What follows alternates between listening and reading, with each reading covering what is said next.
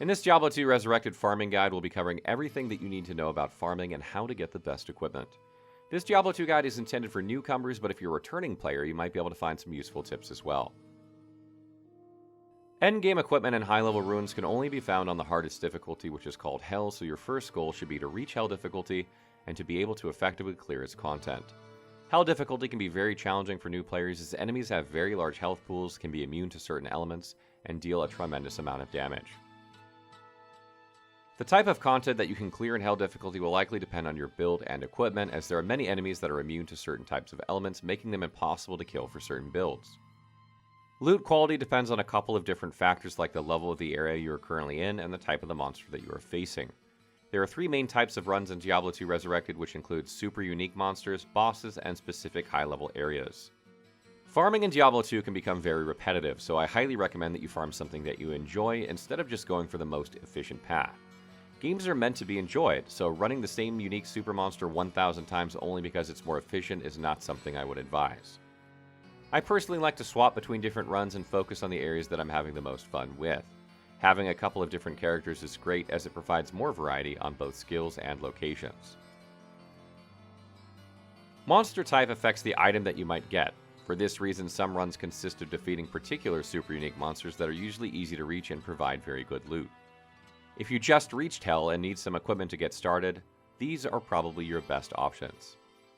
The Countess. This super unique drops between 1 and 3 runes each time you defeat her. The level of the runes will depend on the difficulty, with Hell providing runes from L level 1 to low level 59. In addition to runes, the Countess can also drop Keys of Terror, which are valuable items used to access Ubers that I'll cover later on in this guide. The quickest way to complete the run is to use the waypoint to the Black Marsh. Once there, search for the Forgotten Tower and head inside. Keep going until you reach the 5th level and kill the Countess.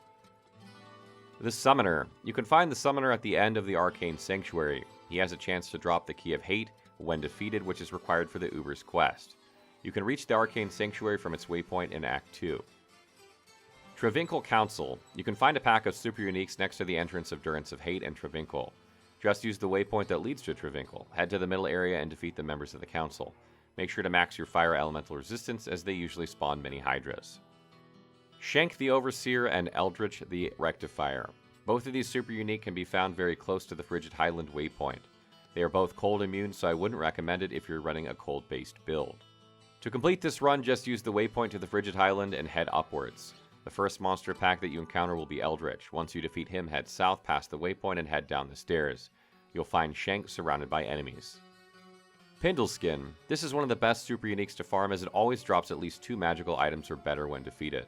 To find him, you'll need to use the red teleporter that appears next to Anya once you complete the Prison of Ice quest. Once inside the teleporter, you'll find him inside the building just before the entrance of the Halls of Anguish.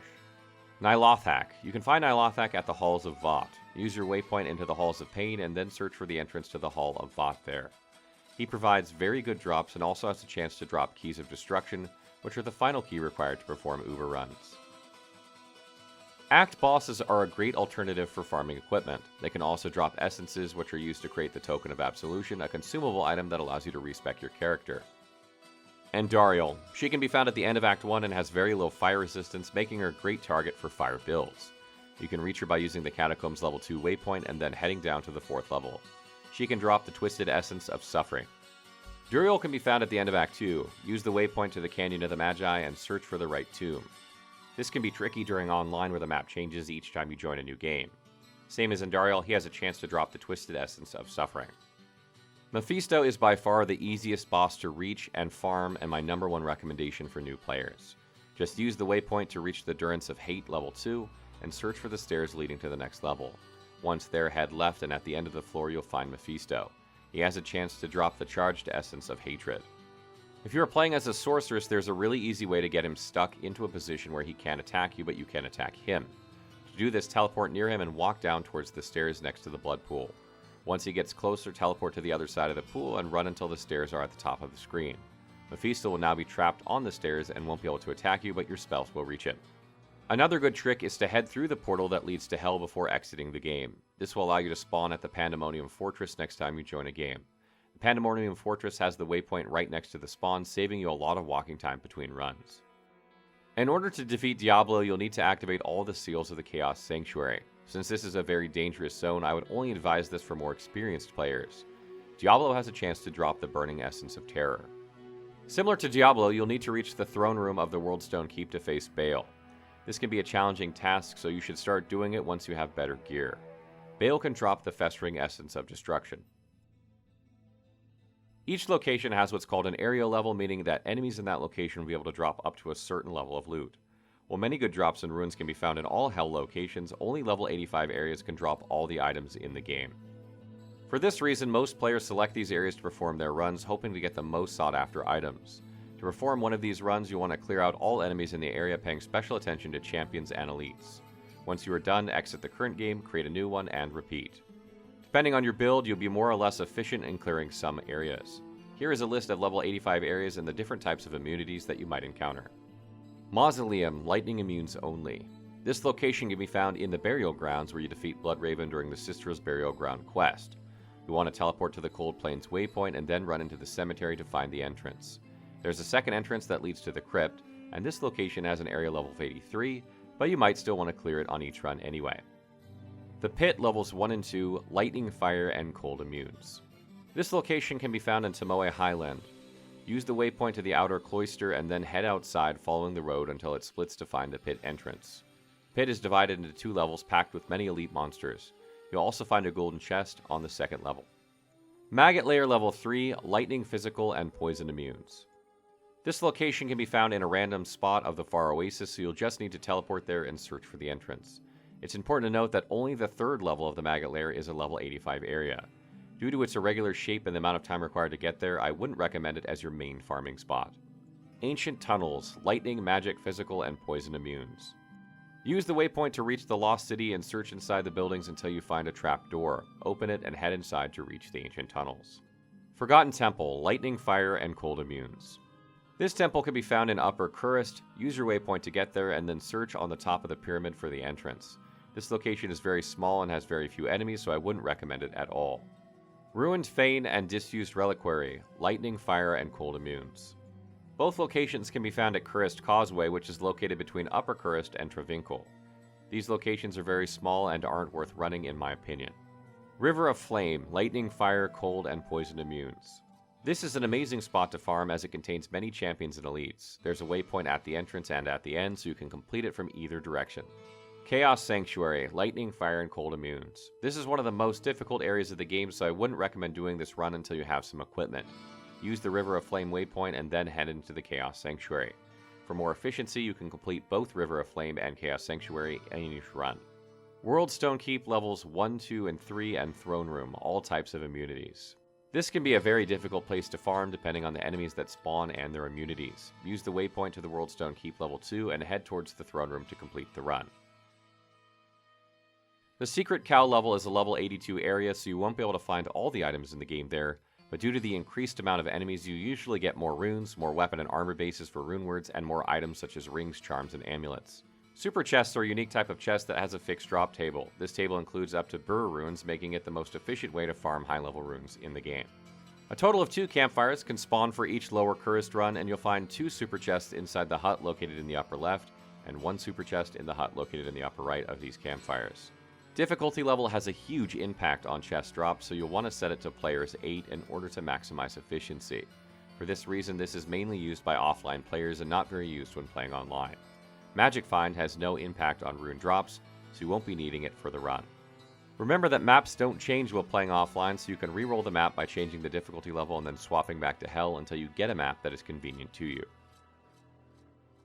Magic Find is a bonus that increases the chance of an item drop to be magical in rarity. This does not increase the chance to drop a magical item. Instead, it increases the chance of a dropped item to be magical. Note that the amount of dropped items won't change by increasing Magic Find. Let's say there's a certain item which has a flat chance for it to be magical at 3 in 1,000.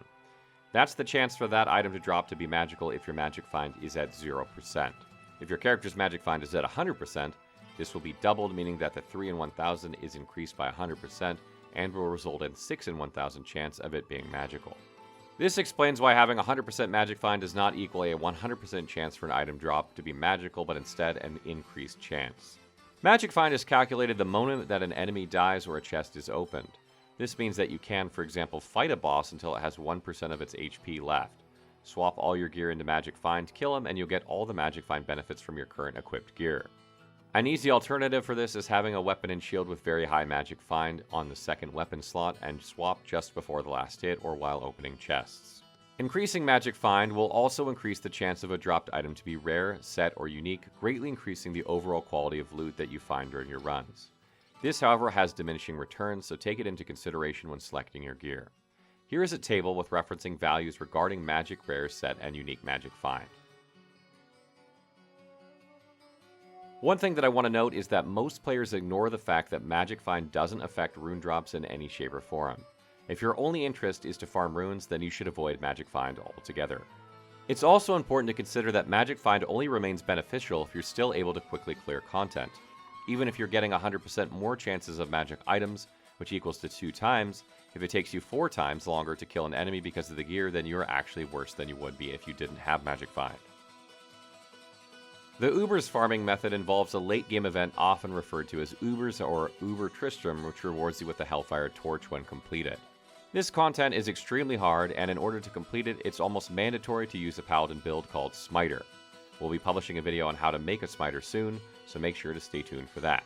To start off, you'll need to farm or buy 3 different types of keys that can only be acquired on Hell difficulty. Each key can be dropped from a different super unique monster and has a drop chance of around 10%. You'll need 3 keys of each type for a total of 9 keys in order to access Uber Tristram. Once you have the keys, head to Harrogath. Open the Roderick Cube and place one of each key and then press the transmute button. This will create a red portal.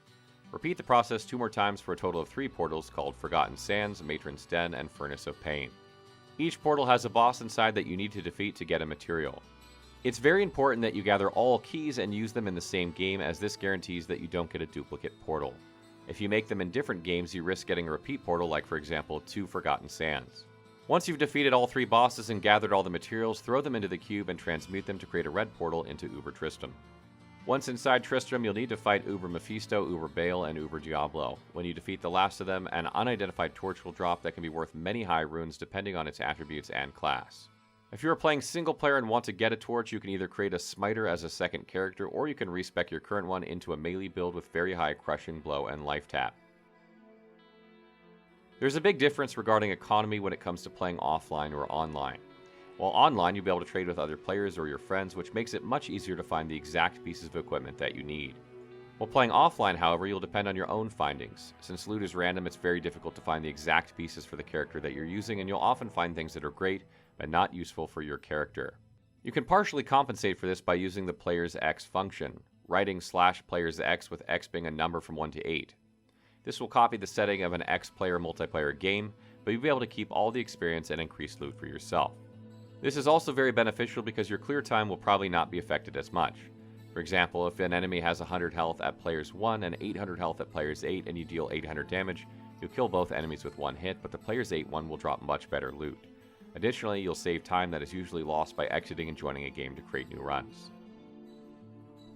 Final tips. When finishing runs in Act 2 or Act 3, you'll want to teleport back to town and use the waypoint into the Pandemonium Fortress before exiting the game.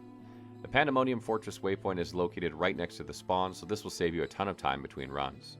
Clearing speed is often more important than Magic Find. First, make sure that you are strong enough to quickly clear out the content, and then start adapting towards more Magic Find. The Sorceress is one of the most popular classes to perform all types of runs because of her teleport skill. While playing with a different class, you can mimic this by getting a secondary weapon with teleport charges. Do keep in mind that repair values will be significant if you are constantly using it to travel great distances. That's all for our Diablo 2 Resurrected farming guide. If you have other questions about the game, be sure to drop by our Twitch channel and ask, or visit our Diablo 2 Resurrected wiki. So what did you think of our guide? Did you remember all these things from back when you played? Let us know in the comments below.